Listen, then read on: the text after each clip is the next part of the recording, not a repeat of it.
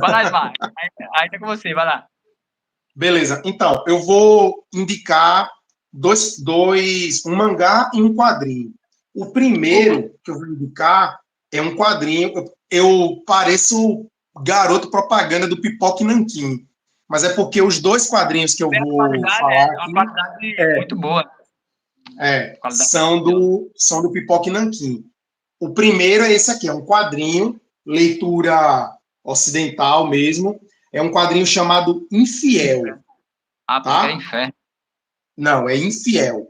Por que eu estou indicando?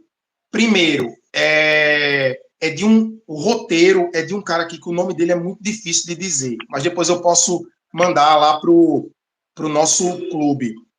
E a arte é do Aaron Campbell, que é um cara que já fez muita coisa, fez coisa para Marvel, fez coisa para DC. Esse quadrinho aqui originalmente saiu pela Image Comics, que é o mesmo selo que lança o Spawn. Spawn. É, Spawn. É. Por que eu estou indicando esse quadrinho? Porque é uma história de uma casa mal assombrada, então tem tudo a ver com o nosso livro do mês, né?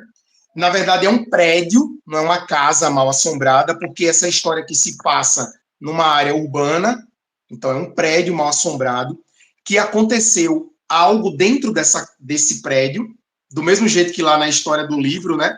Aconteceram muitas coisas dentro daquela casa, e existe um demônio dentro desse prédio.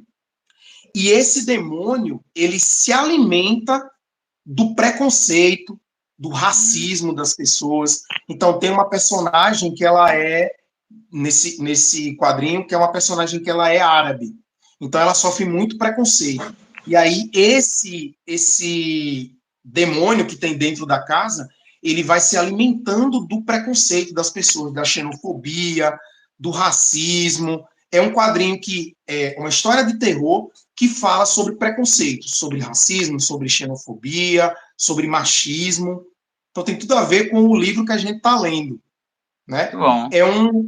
Ele é um quadrinho dessa que dialoga muito com esse cinema feito pelo John Peele, que fez o Corra, né?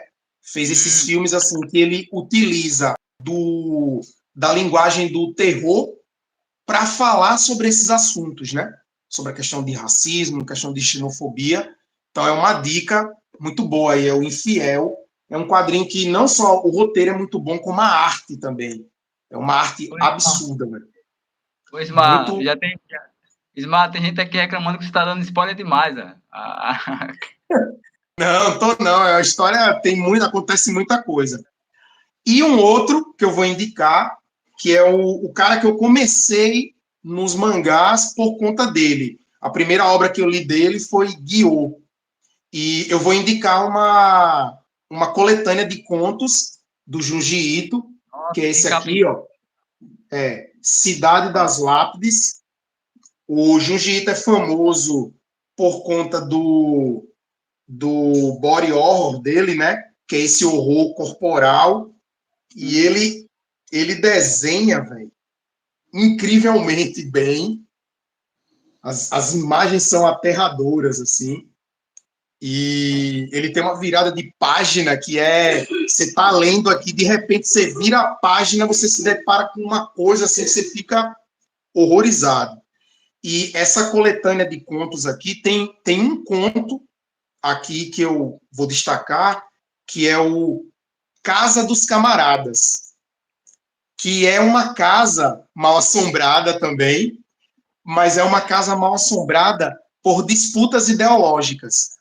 Então tem uma galera que mora na parte de cima da casa e a galera que morava na parte de baixo. Essa galera fazia parte de dois clubes diferentes, que a gente pode aí usar qualquer tipo de analogia, pode colocar direita e esquerda, CRB, CSA, sei lá. E tipo acontece uma briga entre essas pessoas, eles terminam morrendo e continuam assombrando a casa. Então, o Junji Ito usou de uma história de terror para falar sobre essas disputas ideológicas, diferenças entre né, formas de pensar diferente o mundo e tal. Então, ele pegou uma história em terror para falar sobre isso. E ele costuma fazer isso nas obras dele, né? Ele tem uma obra fechada, que é o Uzumaki, que é uma crítica ao capitalismo. Ele utiliza de uma história em terror, inclusive tem até uma série, acho que é na Netflix ou é na HBO, desse quadrinho, e ele utiliza uma história em terror para fazer uma crítica ao capitalismo. Então, essas são as minhas duas dicas. É o Infiel, que é do Pipoca e Nanquim também, eu acho que ainda está disponível, tem na Amazon, não é tão caro, e essa coletânea de contos do Junji Ito, que é o Cidade das Lágrimas.